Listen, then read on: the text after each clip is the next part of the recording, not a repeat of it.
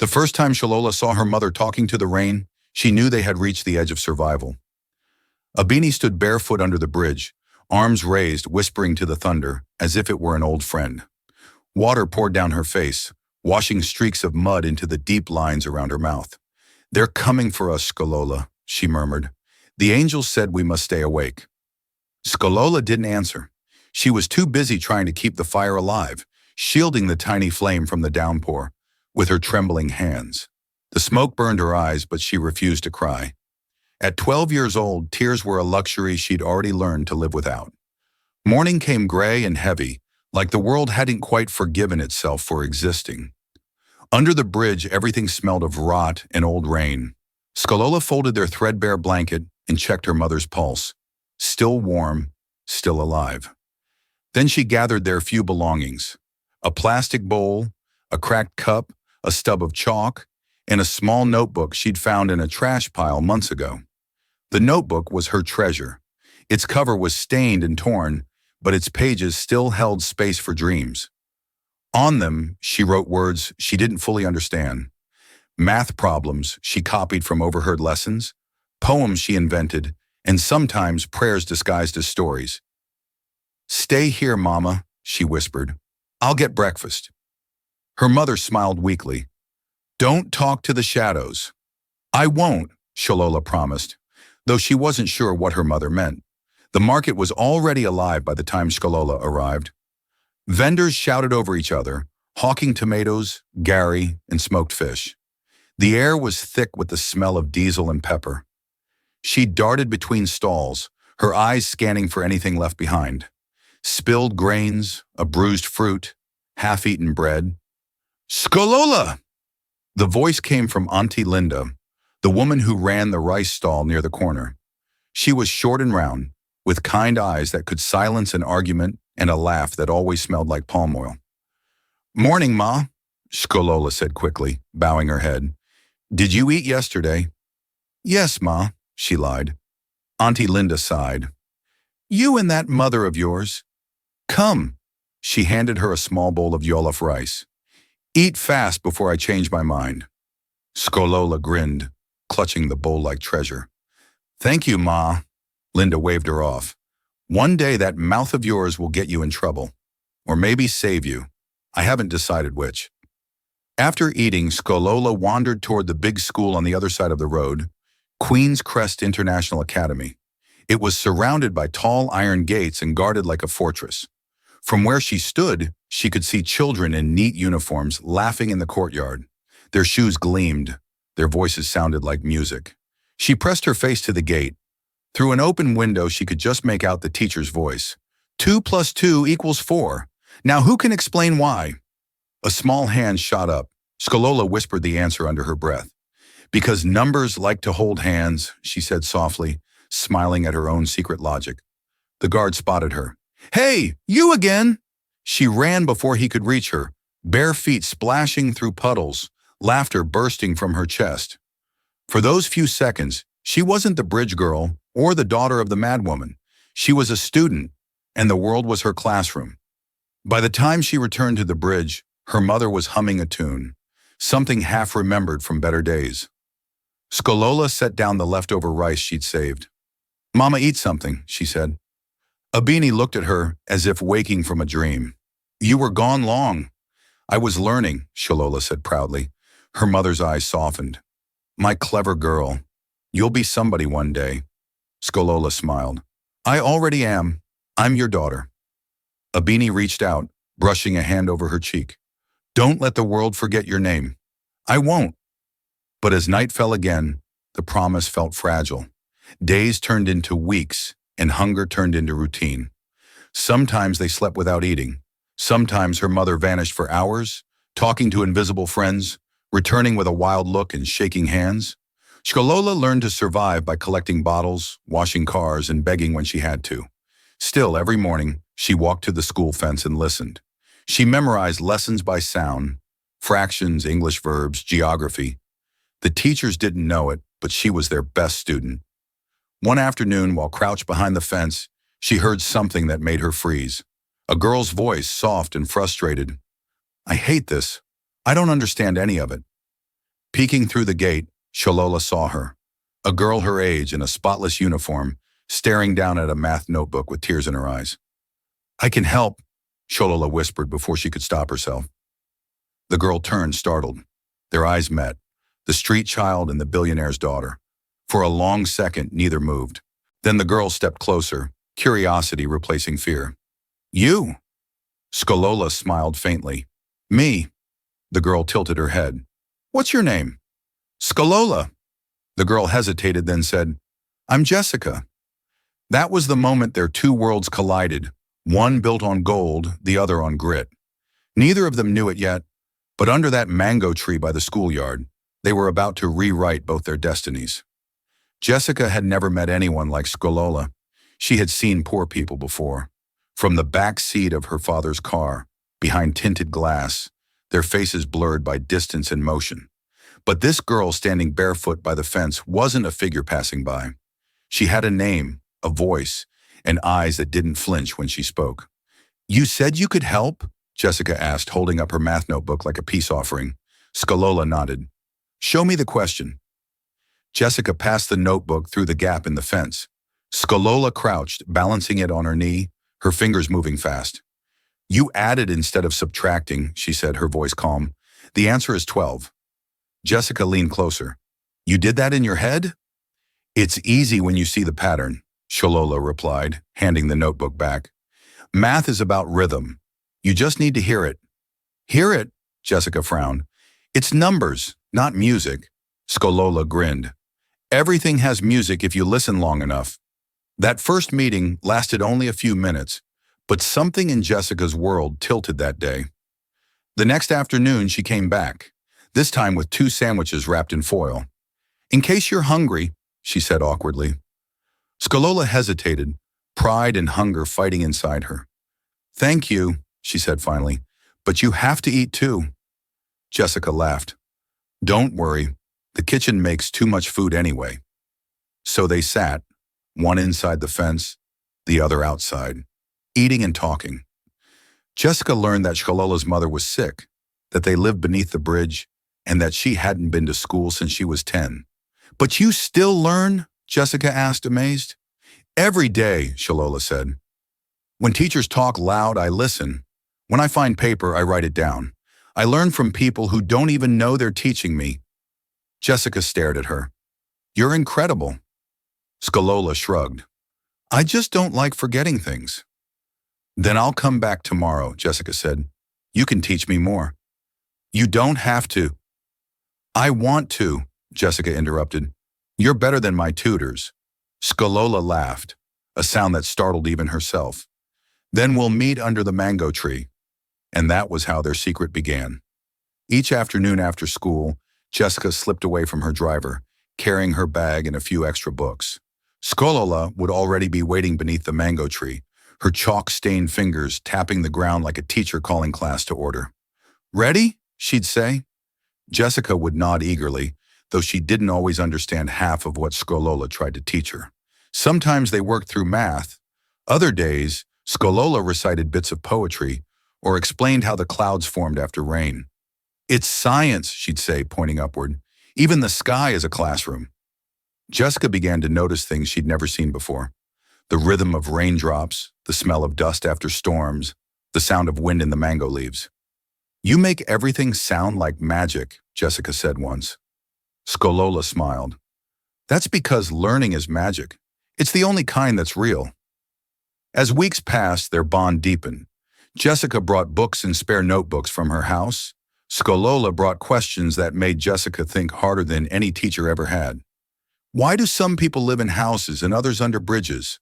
Skolola asked one day. Jessica froze. I don't know." "Then find out," Skolola said simply. "You have books. Maybe one of them knows." Jessica realized she didn't. Her books taught about kings and oceans and planets, but not about the world just outside her gates. One rainy afternoon, Jessica arrived late, her uniform damp, her hair clinging to her forehead.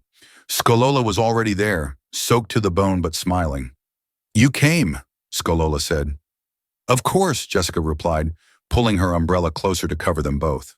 "I said I would." They sat together under the tree, sharing the umbrella, their voices soft against the sound of falling rain. Jessica pulled out a page she'd torn from her school book. "You said everything has music," she said. "Then tell me, what's the rhythm of rain?" Skolola closed her eyes. "It's the sound of the earth remembering." Jessica's breath caught. "You should be a writer." "I will," Skolola said simply. "After I become a teacher." Jessica laughed. "You can be both." "Maybe," Skolola said, smiling. "But first I want to build a school." "You? Why not?" Skolola's gaze was steady. "A school for kids like me, so they don't have to learn through fences." Jessica didn't know what to say. No one her age talked like that. When the rain finally stopped, they both sat in silence, watching the sun break through the clouds. That evening, Jessica returned home later than usual. Her father, Chief Agu, was in the living room, phone pressed to his ear. He ended his call and looked up sharply. "You're late." "I was at school," she said, setting her bag down. "At school," he repeated slowly. "Classes ended 2 hours ago." Jessica hesitated. "I stayed behind, studying." "With who?" "No one, just me." He studied her face for a moment, then nodded. "Be careful, Jessica. The world outside those gates isn't kind." "I know," she said quietly. But as she walked upstairs, she couldn't stop smiling. Because somewhere outside those gates, under a mango tree, was someone who had taught her that the world could also be kind, if you knew where to look. Neither of them realized it yet, but that kindness was about to change everything. The next few weeks became a rhythm, one that neither Jessica nor Skolola wanted to break. Every afternoon when the final bell rang and the other students rushed to their waiting cars, Jessica lingered behind.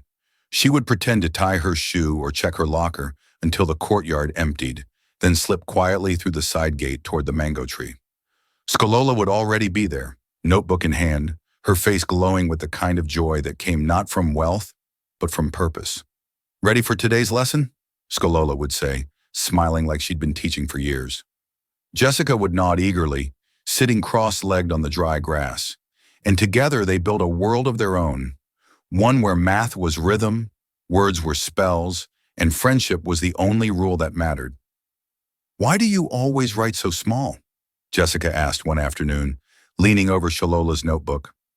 "So I can fit more words," Skolola said without looking up. "But you have more paper now."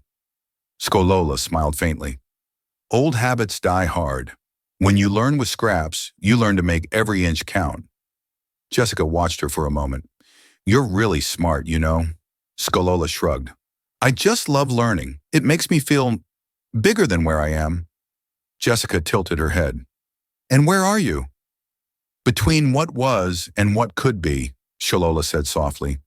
"Somewhere between the bridge and the classroom." Jessica didn't fully understand, but the words stayed with her long after she left. It didn't take long before others began to notice Jessica's transformation. Her grades, once middling, shot up. Her teachers praised her sudden focus, her curiosity, her sharper answers. At home, her father noticed too. "You seem different lately," Chief Agu said one evening during dinner. Jessica froze. "Different how?" "More alert, more confident. Your teachers say you're improving." She smiled carefully. "I've just been studying more." He nodded, satisfied. "Good, keep it that way. Your mother would have been proud." The mention of her late mother brought a quiet stillness to the room. Jessica lowered her gaze. Her mother had been kind, the gentle counterweight to her father's rigid perfection. Since her passing, silence had become their language. "I'll make her proud," Jessica said softly. Chief Agu smiled faintly. "You already are." But Jessica couldn't help thinking that the person who truly made her believe that wasn't sitting at that table. She was sitting under a mango tree outside the school fence. A few days later, Shalola showed up looking pale. Her clothes were damp, her hair tangled from the rain. "Are you okay?" Jessica asked immediately. Skolola nodded weakly. "Just a bad night. The river rose too high." "The bridge?" Skolola hesitated, then whispered. "We had to climb the embankment. My mother said the water was trying to steal us." Jessica's stomach twisted.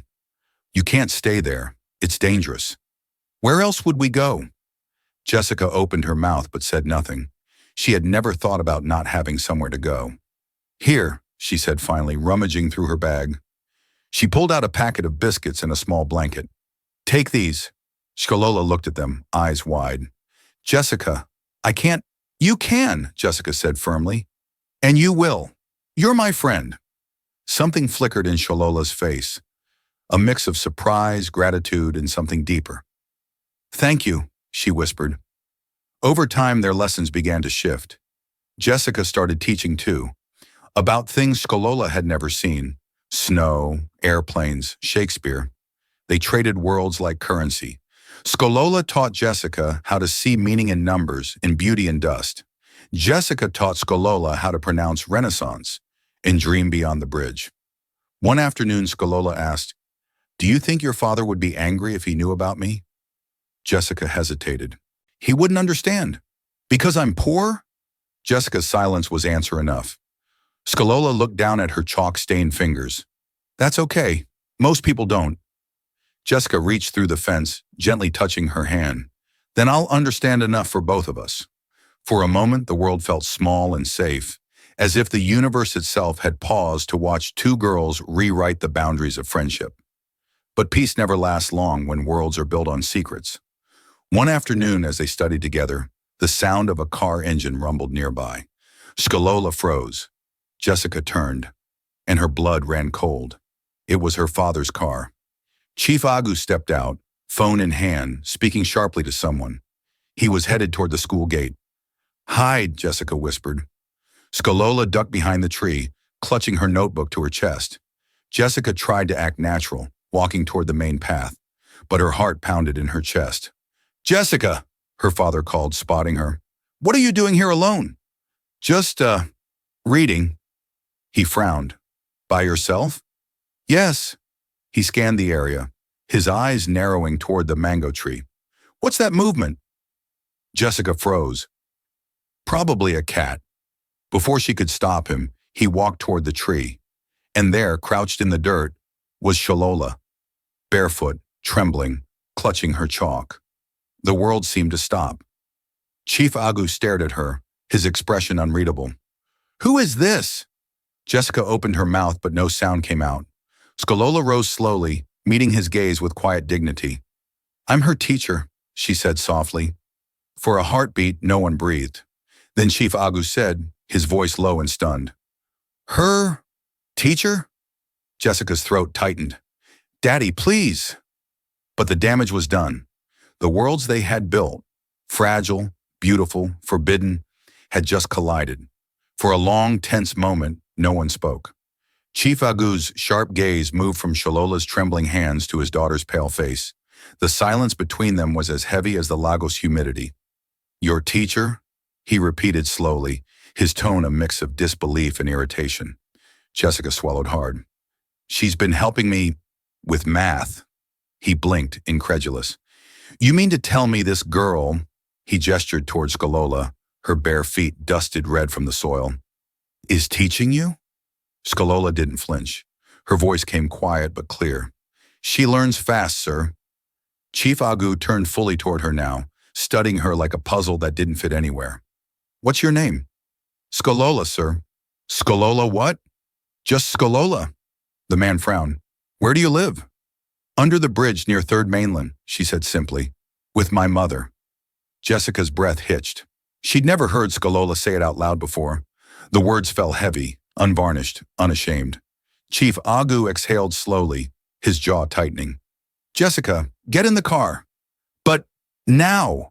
Jessica hesitated, her heart pounding. She's not doing anything wrong. I said now. His voice carried the weight of finality. Shkolola looked down at her chalk-stained hands. Jessica wanted to reach out, to say something, anything, but her father's stare pinned her in place. She climbed into the car silently, watching through the window as her father approached Shkolola again. The rain started before the conversation did, a slow drizzle that turned the earth into soft mud. Does your mother know you come here? Chief Agu asked. Yes, sir, Shkolola said. She says learning keeps me alive. He nodded once as if filing that sentence away. And you teach my daughter. I try, she said. You realize she could have been in danger? You too? I know the world is dangerous, Shkolola replied softly. That's why I want to change it. Something flickered in his expression.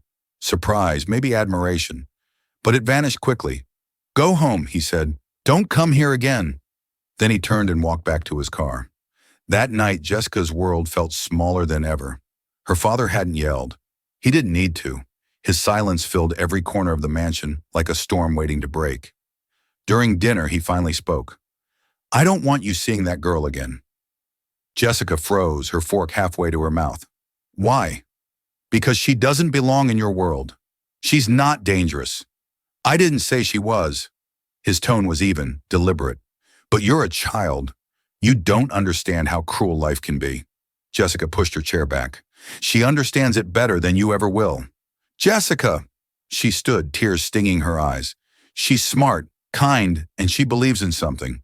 When was the last time you believed in anything other than money? The words hung in the air like shattered glass. Chief Agu's expression hardened. Go to your room. She stormed away, slamming the door behind her, her heart breaking for the girl who had taught her more about life than all her textbooks combined. For 2 days, Shalola didn't come to the mango tree. Jessica tried to focus in class, but the world had gone gray. Even the numbers on the board seemed empty without Skolola's quiet explanations in her head. On the 3rd day, she couldn't take it anymore. She slipped out after school, heart racing, and ran toward the bridge. The air grew heavier as she approached. The smell of smoke, stagnant water, and rust. Under the concrete archway, she found Shkolola sitting beside a fire made from broken wood, her mother humming softly beside her. Shkolola! The girl looked up, startled. Jessica, what are you doing here? I came to see you. You shouldn't. Your father, I don't care what he said. Jessica stepped closer, eyes wide as she took in their surroundings. A torn mat, a few pots, and a stack of worn books. This is where you live? She whispered. Shkolola nodded. It's not so bad when it doesn't rain. Jessica's throat tightened. You shouldn't have to live like this. I'm alive, Shkolola said simply. That's enough for now. Jessica crouched beside her, her eyes glistening. You're the bravest person I know. Shkolola smiled faintly. You're the only person who ever said that to me. They sat in silence, the fire crackling softly between them. When Jessica finally stood to leave, she took Shalola's hand. I'll come back, she promised. Shkolola squeezed it gently. Then come with light, not pity. That night, Jessica couldn't sleep. Her father's words echoed in her mind. She doesn't belong in your world. But what if the real question wasn't where Shkolola belonged, but what kind of world deserved her? The next morning, Jessica woke before dawn and went to her father's office. He looked up, startled, coffee in hand. I need you to meet her mother, Jessica said. Jessica, we've already discussed. No, we haven't, she interrupted, her voice trembling but firm. You've talked. I've listened. But you haven't seen her, Daddy. Not really. Not the way I have. He stared at her for a long moment, something softening in his gaze. You're serious, he said finally. Jessica nodded. Completely. Chief Agu sighed, setting down his cup. All right, he said quietly. Show me. And just like that, the bridge between two worlds was about to be crossed, this time by a man who had never known what it was like to look down and see beauty in the dirt. The car ride to the bridge was silent, except for the hum of the engine and the faint patter of rain against the windshield. Jessica sat in the back seat, her hands clenched together, while her father drove himself, a rare sight that unsettled her. Chief Agu was a man who gave orders, not one who took the wheel. Yet here he was, eyes fixed on the road, saying nothing. When the concrete span of Third Mainland Bridge came into view, Jessica's heart began to race. She's right under there, she whispered. Her father glanced at her, then parked the car by the roadside. The smell of wet asphalt filled the air. Stay close to me, he said. They descended the embankment slowly, the mud slick beneath their shoes. As they reached the underside of the bridge, the world changed. The air grew heavy with smoke and decay. Children huddled near small fires, their laughter thin but persistent, and there, sitting beside a makeshift shelter of cardboard and tin, was Shalola, washing a cracked bowl in a puddle while her mother hummed beside her. Shkolola, Jessica called softly. The girl looked up. When she saw them, she froze, eyes wide. You came, Jessica smiled weakly. I told you I would. Chief Agu stepped forward. His polished shoes sank slightly into the mud, an unthinkable sight for a man of his stature. You're the girl from the schoolyard, he said. Yes, sir, Skolola replied, standing quickly. This is my mother, Abini. Abini turned, her eyes distant but kind. Visitors, she murmured. Angels in fine clothes. Jessica knelt beside her. Hello, ma'am. Abini studied her face for a long moment, then smiled. You look like hope, she said softly. Jessica felt her throat tighten. Chief Agu took in the scene quietly. The tattered mat, the single cooking pot, the small pile of books stacked neatly beside a stone. His eyes lingered on the notebook, its pages filled with numbers and words written in perfect, steady handwriting. You did this? He asked Skolola. Yes, sir. You taught yourself? She nodded. And some from the school. When the wind carries the teacher's voice, I listen. Something shifted in his expression. You listen through the walls? Yes, sir, I can hear from behind the fence.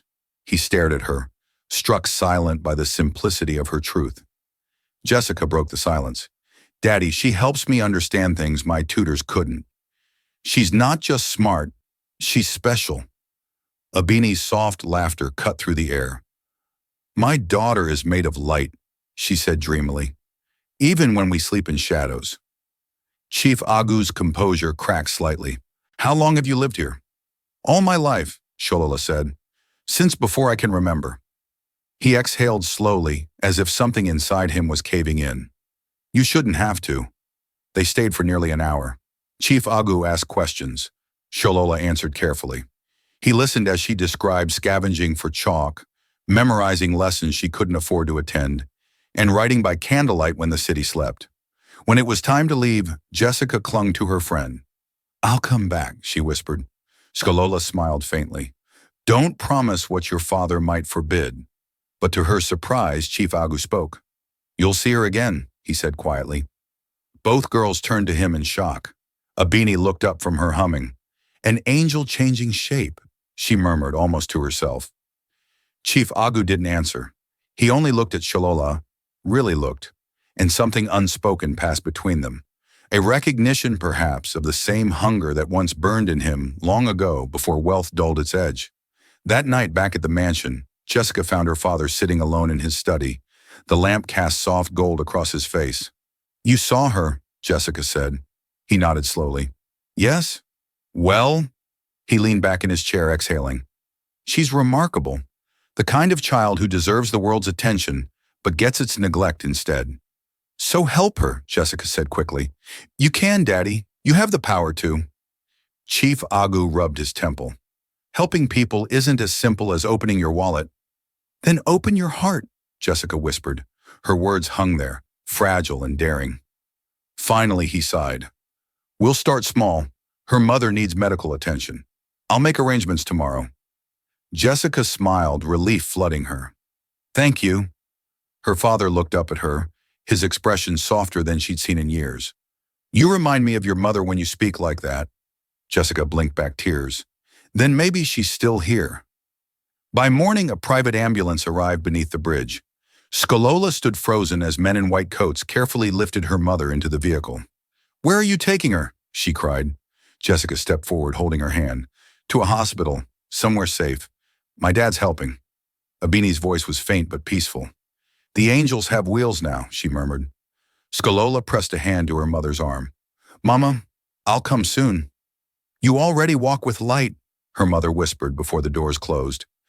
As the ambulance drove away, Skolola turned to Jessica, tears streaming down her cheeks. Why would he do this? Because he saw you, Jessica said. Really saw you. Behind them, Chief Agu stood watching, his face unreadable. The face of a man who had just crossed an invisible line between power and compassion, and knew there was no going back. The private hospital smelled of antiseptic and quiet mercy. Skolola had never been inside a place like it. Its polished floors gleamed like glass. Its air hummed with machines she didn't understand. She sat in the waiting room, her bare feet tucked under the seat, clutching the edge of her borrowed sweater. Behind a glass partition, doctors moved briskly, their white coats flashing like wings.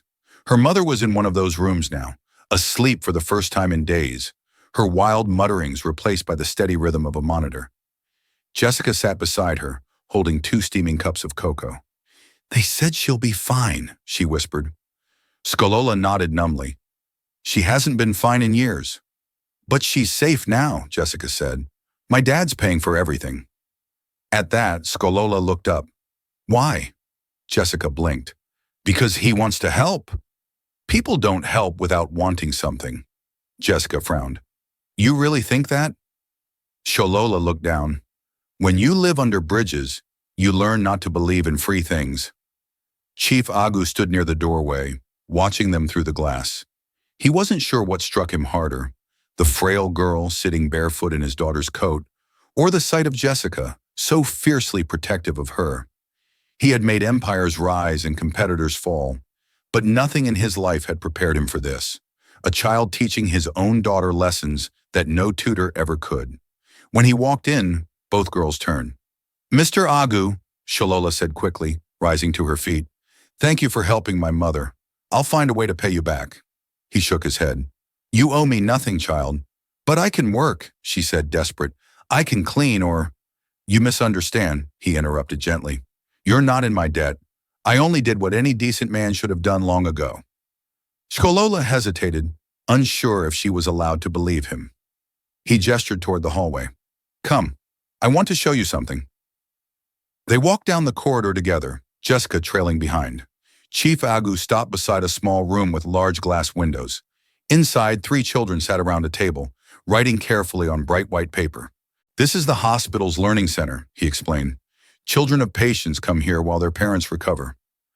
Skolola stared at the books stacked neatly on the shelf, the chalkboard lined with words, the pencils that weren't broken in half. She whispered, "They get to study while they wait." "Yes," he said, "no one here has to stop learning." Her throat tightened. "That's beautiful." He smiled faintly. "It's the least we can do." After a moment, he added, "Jessica told me you've been teaching her. Would you like to help the other children here while your mother recovers?" Sholola froze. "You mean teach them?" He nodded. "It would be a way to keep your mind occupied, and theirs inspired." Jessica grinned. "You'd be perfect for it." Sholola's hands trembled slightly. "No one's ever asked me to teach before. They just tell me to stop talking." Chief Agu's tone softened. "Then let this be the first time someone tells you to keep talking." That afternoon, Sholola stood in front of the children for the first time, her chalk scratched across the small blackboard as she wrote, "2 please, 2 wasiner 4. She turned around, smiling nervously. "Who can tell me why?" A small boy raised his hand. "Because the numbers are friends?" Sholola laughed, a sound so bright it startled her. "Exactly. They like to hold hands." Behind the glass, Jessica and her father watched quietly. "She has something," he said. "Not just intelligence, presence." Jessica smiled. "She always did. You just had to stop long enough to see it." He looked down at his daughter, his only child, and felt a flicker of pride mixed with something deeper. "You were right to bring me there," he admitted. "I would have missed something important." That evening, as the sun bled orange across the sky, Sholola and Jessica sat by the hospital garden. "Your father is different when he smiles," Sholola said softly. Jessica giggled.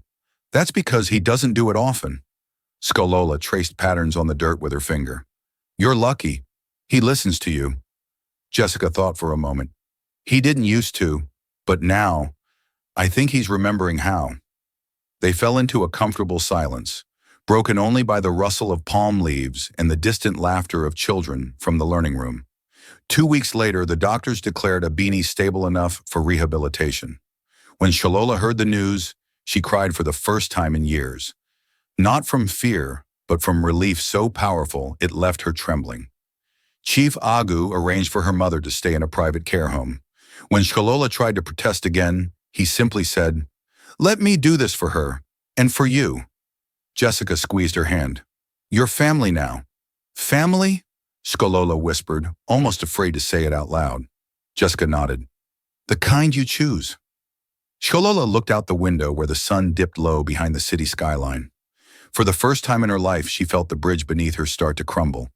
Not from the rain or decay, but because she no longer needed it. The day Skalola left the hospital with Jessica and Chief Agu, she could hardly believe her feet were touching real marble floors.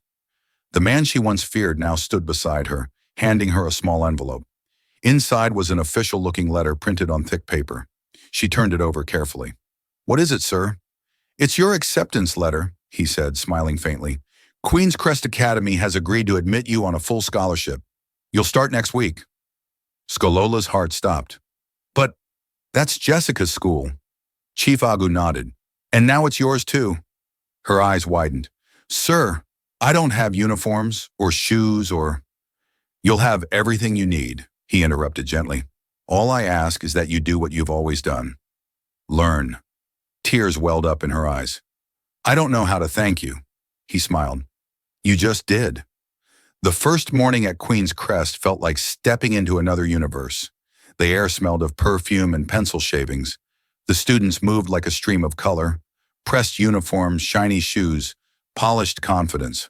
Skalola's hands trembled as she adjusted her new blouse. Jessica walked beside her, beaming. "You look amazing." "I look like I borrowed someone's life," Skalola whispered. Jessica squeezed her arm. "Then make it yours." When they entered the classroom, heads turned. Whispers rippled through the air. "Isn't that the girl from the slums?" someone hissed. "I heard her dad's a driver." "No, she's the charity case." Shalola kept her eyes on the floor. But then Jessica stood taller and said clearly, "She's my friend, and she's the smartest person I know." The room went quiet. The teacher entered before anyone could reply. "Class, we have a new student today. Please welcome Miss Skalola." A few claps sounded, hesitant, polite. But when Skalola lifted her head and met the teacher's eyes, she felt something shift inside her. She wasn't here to belong. She was here to prove. By the end of the first week, her notebooks were filled edge to edge. Teachers whispered in staff rooms about the girl who solved equations faster than the school's top student. At home, she spent evenings helping Jessica revise, their laughter echoing through the grand halls. Even Chief Agu would sometimes pause outside the study room, listening to their voices rise and fall like a melody of two worlds blending in harmony. But not everyone was pleased. One afternoon, as Shalola packed her bag, a classmate named Melina approached her. "You think just because the billionaire's daughter likes you, you belong here?" Skalola blinked. "I'm just here to learn." Melina sneered. "This isn't the bridge. People like you don't last long here." Shalola smiled faintly. "Then I guess I'll have to be the first." That night, as they sat by the garden fountain, Jessica asked softly, "Do you miss the bridge?" Shalola hesitated. "Sometimes. Not the hunger or the rain, but the quiet, the way I could hear my thoughts." Jessica nodded. "And now?" "Now it's louder," Shalola said, "but it's a good kind of noise." Jessica grinned. "That's the sound of life changing." A month later, the school announced an academic competition, the National Scholars Exam. The winner would receive a government grant and national recognition. When the announcement was made, Shalola didn't even flinch. She simply raised her hand. "I'd like to enter," she said. The teacher smiled uncertainly. "It's quite difficult, Shalola. Even our top students struggle." "Then I'll study harder," she replied. Her confidence sparked whispers across the room. Jessica squeezed her hand. "You've got this." For weeks, Shalola studied harder than she ever had before. She stayed up late reading borrowed textbooks, solving past papers, and whispering answers under her breath. Sometimes she'd sneak to the hospital after class to read aloud to her mother. Abini would smile faintly, her voice still weak, but her eyes bright. "My little teacher," she murmured, "the angels didn't forget you." "I'm not waiting for angels anymore," Shalola whispered. "I'm becoming one." On the morning of the competition, the entire school gathered in the assembly hall. The atmosphere buzzed with anticipation. Jessica sat in the front row, fidgeting nervously, while Chief Agu watched from the back, arms crossed but eyes soft with pride. When Shalola walked onto the stage, the audience fell silent. She picked up her pen, took a deep breath, and began. Every question felt like a memory of survival. Fractions she'd learned from overhearing lessons through a fence. Vocabulary words she'd found in discarded newspapers. History she'd pieced together from strangers' conversations. By the time the clock struck noon, her paper was full. She looked up at the timer, then at the crowd. She smiled. 2 weeks later, the results were posted. Jessica burst into the dining room, waving the announcement. "You did it!" she screamed. "You won first place!" Sholala froze, then took the paper from her trembling hands. Her name was printed in bold letters at the top. First place, Skolola Abini. Her breath caught. Jessica laughed, spinning her around. "You're going to be famous." In the doorway, Chief Agu stood silently watching, a proud smile spreading across his face. "You've done something extraordinary," he said. Skolola turned to him. "No, sir. You did, when you believed I could." For a moment, the three of them stood together, bound not by blood, but by something rarer, the quiet, transforming power of belief. And somewhere far away, under the bridge that once held her prisoner, the echo of her mother's old song drifted through the night air, soft, unbroken, and finally free. The metal was heavier than it looked.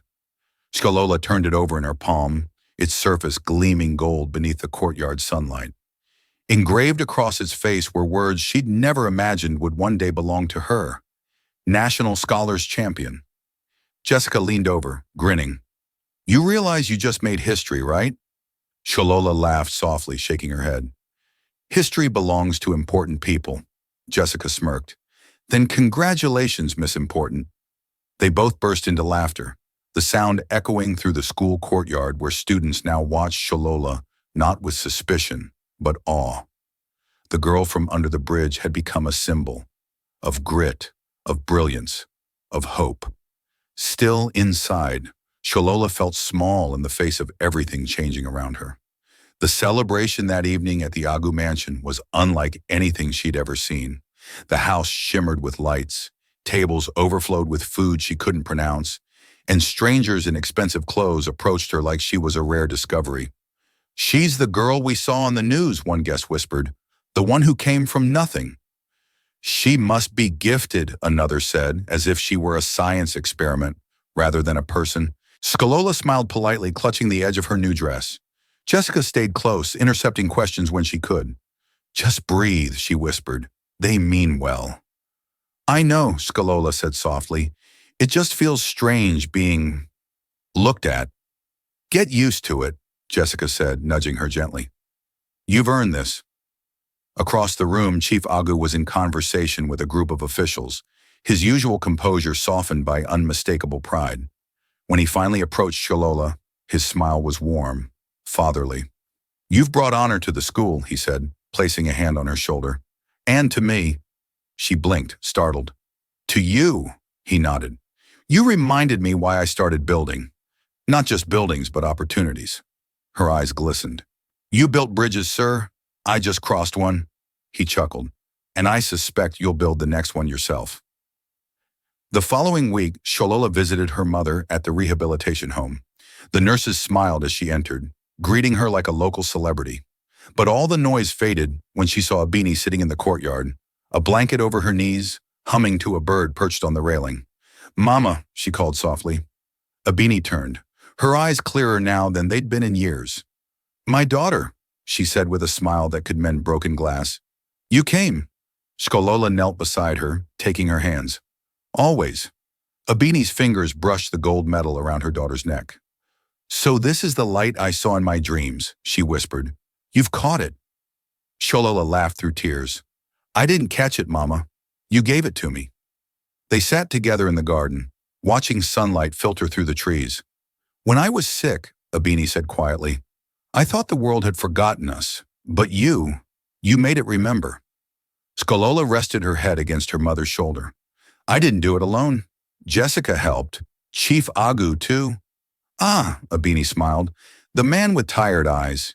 He carries guilt like an old coat." Skolola looked up. "You can see that?" "A mother sees everything," she said, "but you've made him take it off." Back at school, Sholola became something of a legend. Reporters came and went, teachers quoted her in assembly speeches, and younger students followed her like shadows. But fame was a fragile kind of warmth. Some students whispered behind her back again, not with cruelty this time, but envy. She's lucky, they said. If she hadn't met Jessica, she'd still be under a bridge. The words stung more than she wanted to admit. That afternoon, she found herself sitting alone under the mango tree, the same one where it had all begun. Jessica found her there. "You've been quiet lately," Sholola shrugged. "People say things." "They always do," Jessica said, sitting beside her. "But you know what I think."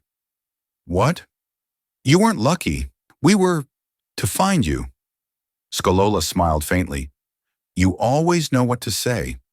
Jessica grinned. "It's because I had the best teacher."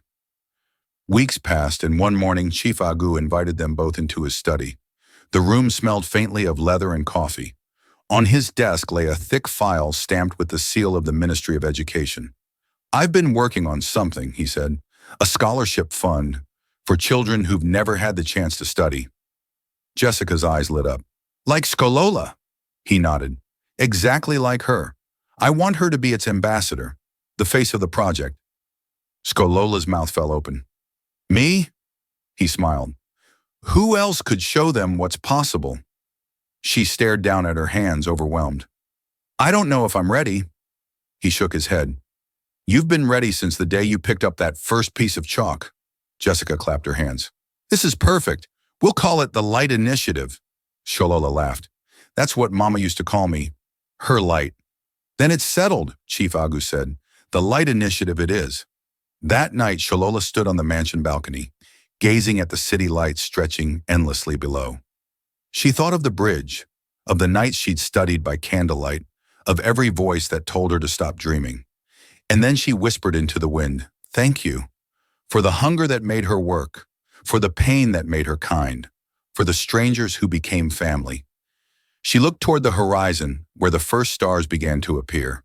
Tomorrow she would return to the bridge, not as the girl who once lived beneath it, but as the woman who had turned it into a pathway for others.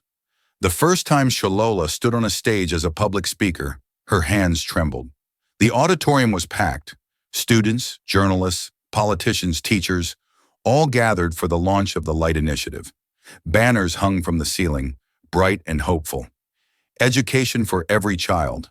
From the front row, Jessica waved and mouthed, "You've got this." Skolola took a deep breath, feeling the weight of every gaze, every expectation. The microphone buzzed faintly as she began.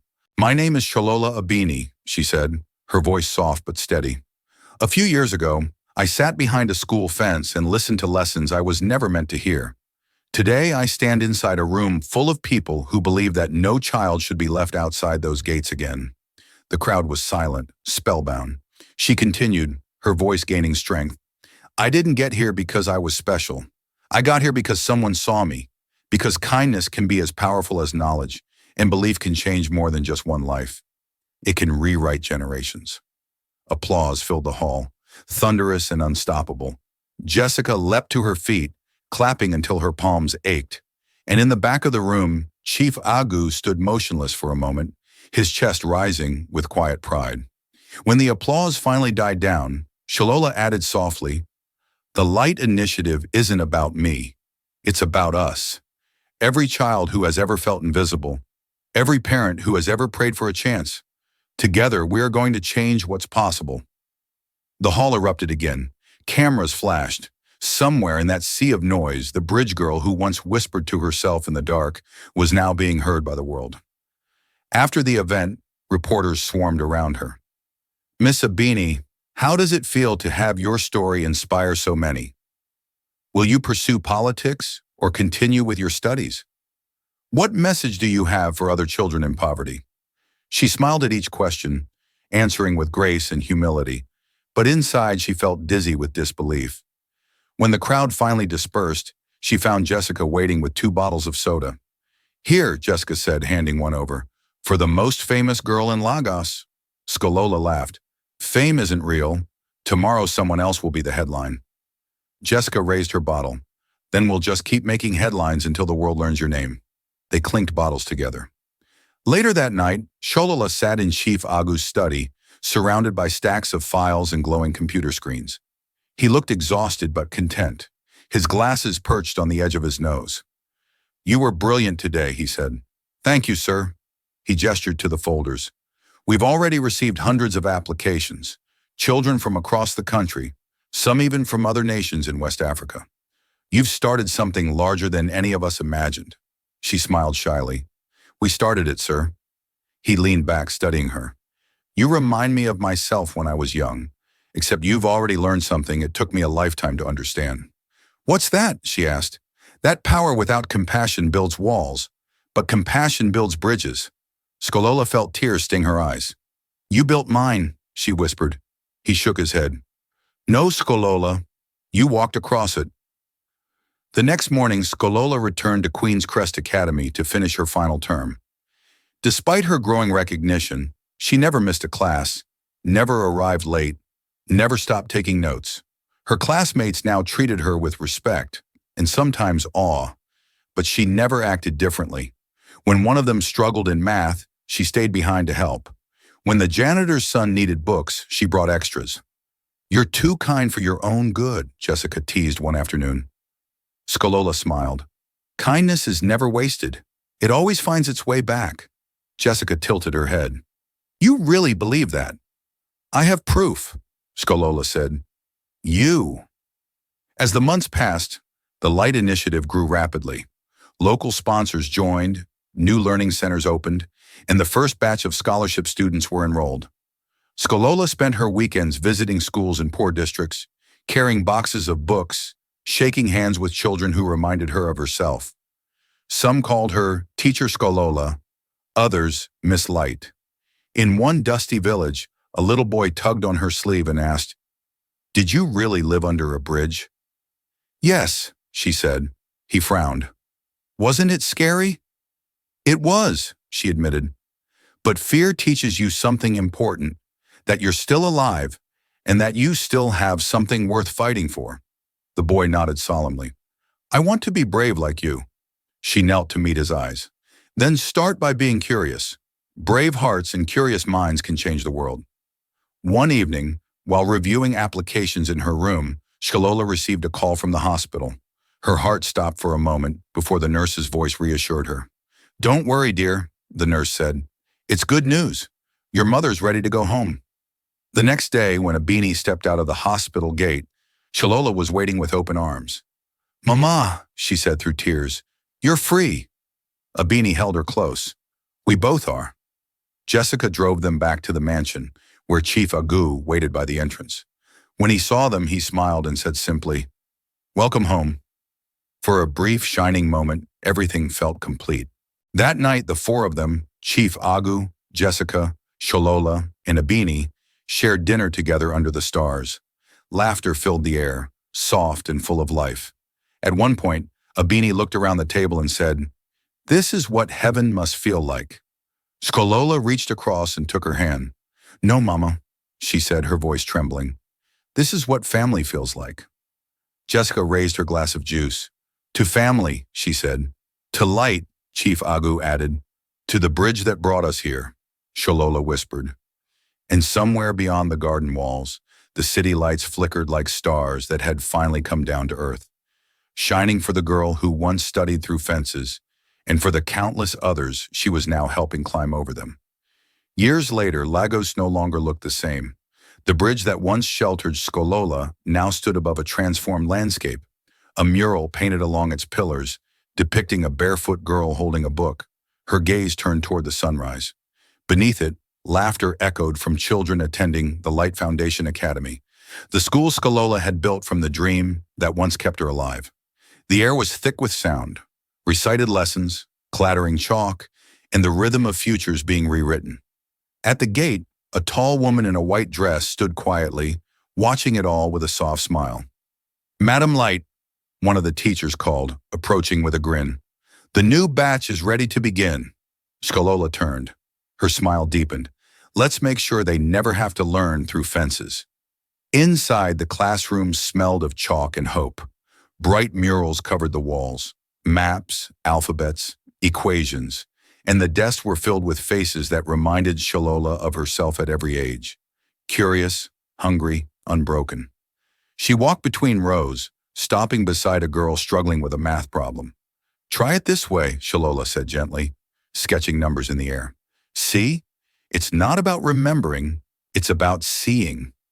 The girl's eyes lit up. I get it now, Skolola smiled. You always did. You just needed someone to remind you. Outside the window, she caught sight of Jessica directing volunteers by the new library wing, her sleeves rolled up, her laughter unmistakable. Even after years of friendship, Jessica's energy still felt like sunlight, impossible to ignore and impossible to live without. Stop staring and come help, Jessica called through the window. I'm supervising, Sholola called back, grinning. Jessica rolled her eyes. You sound like my father. That evening, as the sun dipped low, they gathered under the mango tree, the same species that had shaded their earliest lessons. The original tree had long since withered, but this one grew from a seed Jessica had planted years ago. Do you realize, Jessica said, leaning against the trunk, it's been almost 10 years since we met? Skolola laughed softly. 10 years since a rich girl with shiny shoes decided to talk to a dirty girl with chalk on her hands. Jessica nudged her. 10 years since a dirty girl changed my life. Their laughter faded into quiet reflection. The air was warm, the cicadas humming a steady rhythm. Do you ever miss it? Jessica asked after a while. The bridge, I mean. Skolola's gaze drifted toward the horizon. Sometimes. It was cruel, but it was home for a while. It made me who I am. Jessica smiled. Then I'm glad you left it behind, but not too far behind. I never could, Sholola said. The bridge built me. Now I build bridges. Chief Agu arrived later that evening. Slower now, his hair streaked with gray, but his presence as commanding as ever. The moment he saw them under the mango tree, he smiled.